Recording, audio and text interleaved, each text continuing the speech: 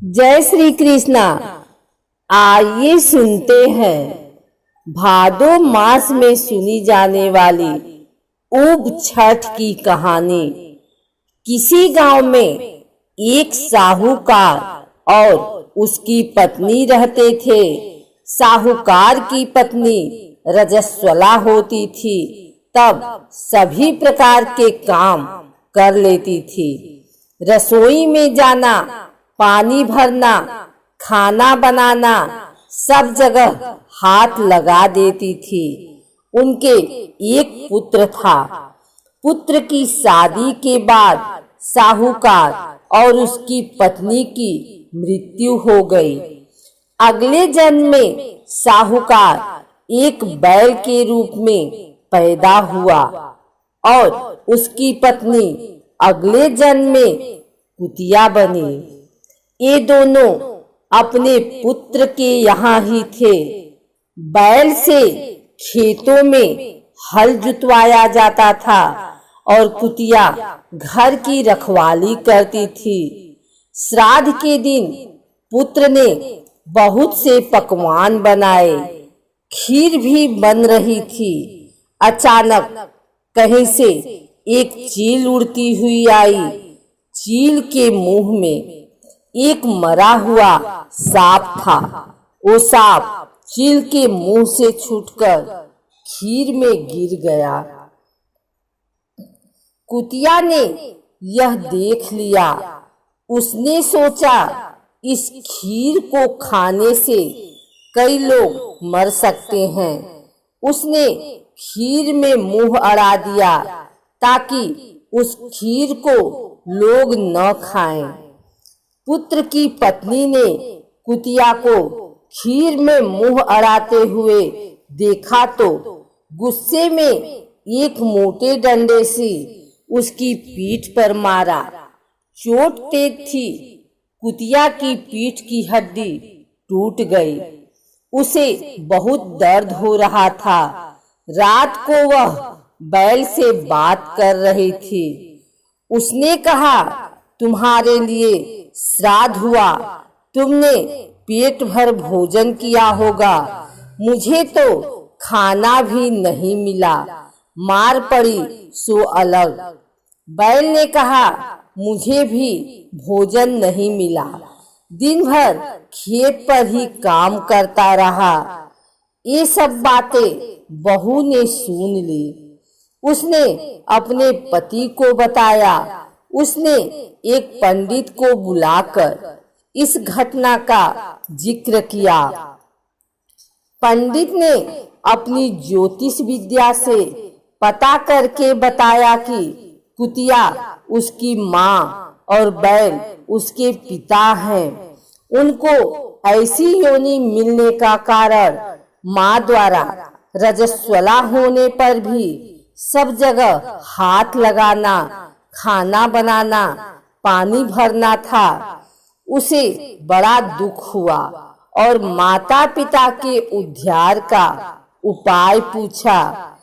पंडित ने बताया, यदि उसकी कुंवारी कन्या भाद्रपद कृष्ण पक्ष की षष्ठी यानी ऊब छठ का व्रत करे, शाम को नहाकर पूजा करे, उसके बाद बैठे नहीं, चाँद निकलने पर अर्घ्य दे, अर्घ्य देने पर जो पानी गिरे वह बैल और कुतिया को छुए तो उनका मोक्ष हो जाएगा, जैसा पंडित ने बताया था।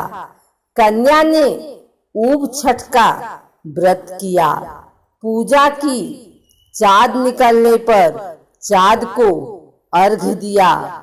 अर्घ्य का पानी जमीन पर गिरकर बहते हुए बैल और कुतिया पर गिरे।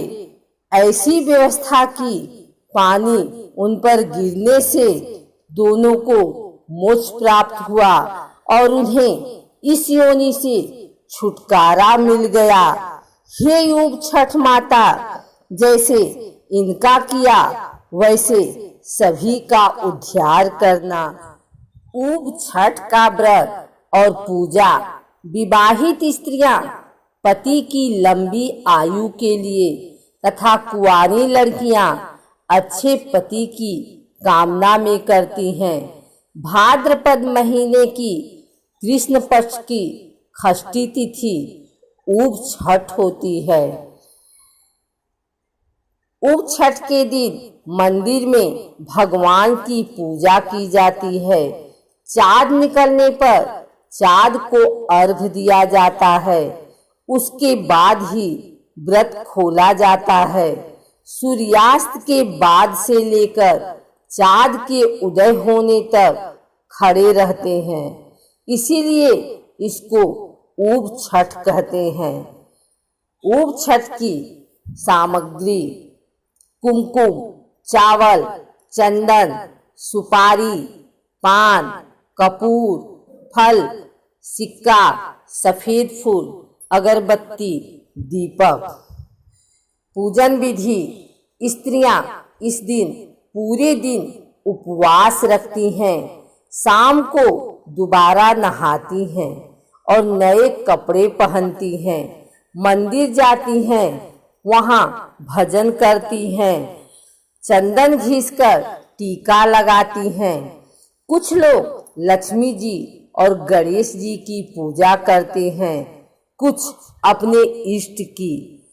भगवान को कुमकुम और चंदन से तिलक करके अक्षत अर्पित करते हैं, सिक्का, फूल, फल, सुपारी चढ़ाते हैं, दीपक, अगरबत्ती जलाते हैं, फिर हाथ में चंदन लेते हैं। कुछ लोग चंदन मुंह में रखते हैं। इसके बाद ऊब छठ व्रत की कहानी सुनते हैं और गणेश जी की कहानी सुनते हैं। इसके बाद पानी भी नहीं पीते जब तक चाँद न दिख जाए। इसके अलावा बैठते नहीं हैं, खड़े रहते हैं।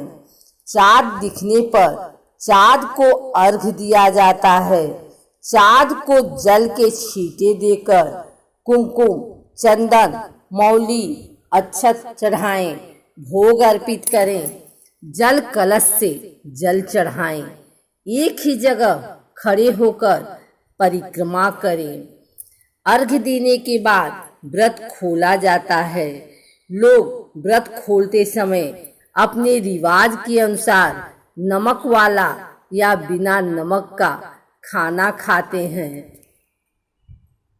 अगर आपको हमारी वीडियो अच्छी लगी हो तो इसे लाइक करें, कमेंट करें, शेयर करें और हमारे चैनल भक्ति गाथा को सब्सक्राइब करके बेल नोटिफिकेशन ऑल पर सेट कर लें, ताकि आगे आने वाली वीडियो सबसे पहले आप तक पहुंच सके। धन्यवाद।